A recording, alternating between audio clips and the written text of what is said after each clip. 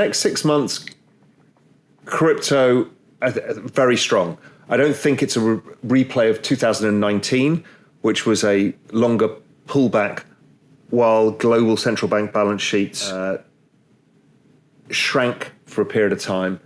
I think knowing what's going on in the world and where it's going, we will probably accelerate. So I think it looks more like 2016-15 cycle, which was a big spurt up, which I think we're still in the middle of, then a long sideways correction for 5 months or whatever, and then another explosion higher as you really start to see the central banks kick in. So I think, so I'm very, very positive. Raoul Pal, the CEO and founder of Real Vision Group, is a well-respected figure in the financial world, often dubbed as a financial Nostradamus. His latest series of videos on the current state of crypto and the dollar have drawn attention for their insightful and sometimes bizarre predictions.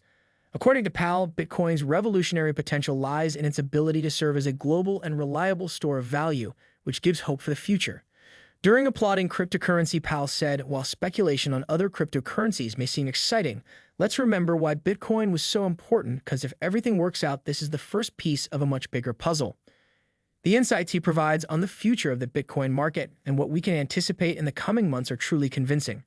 He emphasizes the importance of accumulating and holding instead of trading in uncertain times. As Raoul Pal said, if I could only own one asset for the next 10 years, it would be Bitcoin.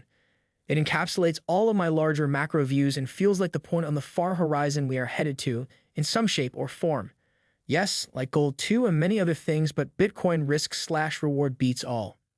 While on the other hand, sovereign wealth funds invest globally and efforts have been made to differentiate them from central bank foreign exchange reserves.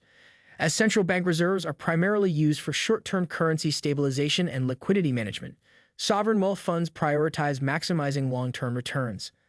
The Arabian Peninsula is home to nearly 20 sovereign wealth funds, SWS, that manage around $3.7 trillion, about a third of global state fund assets.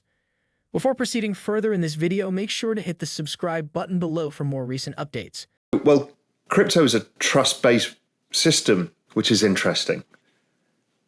But what it means that, okay, if you don't trust anybody, you need something that helps you. That traditionally was played by gold. You know, I don't trust your money, you don't trust my money, I don't trust that you're going to do this, so I'm going to keep gold. But gold was also seizable. So crypto played a role in all of this, and it plays it at many levels. It's clearly not a system of money yet because it's too volatile. It's impossible to try and deal with daily transactions for bread in a Bitcoin price that goes up and down, up 700% and down 70%.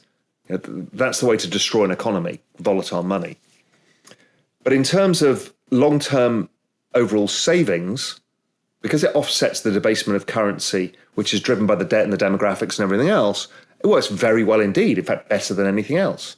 And because we've got this ongoing adoption of the technology. So when you go to, firstly, who's the biggest players in the world that are potentially moving into this market? And I think you and I have even talked about this in the past. It's the sovereign wealth funds. They have an infinite time horizon, and what they need is independence over all things.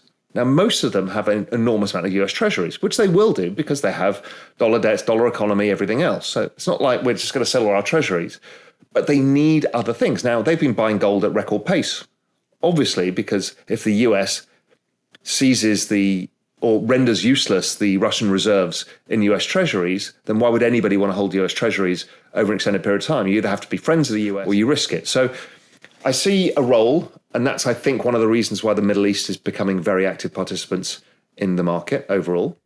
The US dollar accounted for 58.36% of global foreign exchange reserves in the fourth quarter last year, according to data from the IMF's Currency Composition of Foreign Exchange Reserves, COFER. As countries like Brazil and Southeast Asian nations advocate for diversifying the currencies used in global trade, calls to move away from relying solely on the US dollar are growing. Although the US dollar has been the dominant currency in international trade for many years, the increasing demand for trade to be conducted in other currencies is gaining momentum. The US dollar's dominance can be attributed not only to the US position as the world's largest economy, but also to the fact that oil, a critical commodity required by all economies, is priced in US dollar. While Raoul Pal maintains a strong belief in the resilience of the dollar's dominance, the gradual process of its potential decline cannot be overlooked. The dollar was so big because the US was the largest part of global GDP. It was the most stable part. Now, as the US has become a smaller part of global GDP, it's more problematic because the global system is now reliant on dollars. So we've got this gigantic euro-dollar market. There's a global shortage of dollars that's ongoing because the US doesn't supply as much dollars into the system anymore because it's not as large a part. That's part of this unstabilizing effect that we've had. But the dollar is, 87% of all world trade and maybe 50 or 70% of all world debts. So there's no way you can walk away. China can't walk away from the dollar without entirely nuking its own country. Nobody can. So it has to be a slow, ongoing process because there's too much debt in dollars and everybody needs it for trade. So if you go to this world that you see people talking about on Twitter, it's like, well, they're going to walk away from the dollar. Great. You've got the dollar debt and you've now got yuan or rupee income. Well, that's the recipe for a disaster. What most people have got is dollar debts and dollar income. If you're an oil producer, you can have dollar debts and you can have dollar income. It's the mismatch creates all sorts of problems. So I don't think this can happen quickly. And I don't know the answer to it. But that's why I'm not a believer in the dollar's going to collapse. Interesting enough, there's a very high correlation, lagged by 18 months, of the price of the dollar and QE. So the dollar rises in line with quantitative easing, but with an 18-month lag. According to Pal, the size of his central bank's balance sheet is closely tied to the assets it holds. In one of his recent predictions, Raoul Pal suggested that the Federal Reserve balance sheet could reach $14 trillion by 2025, as the Fed's balance sheet expansion is typically associated with lower interest rates, which can stimulate economic activity and boost employment.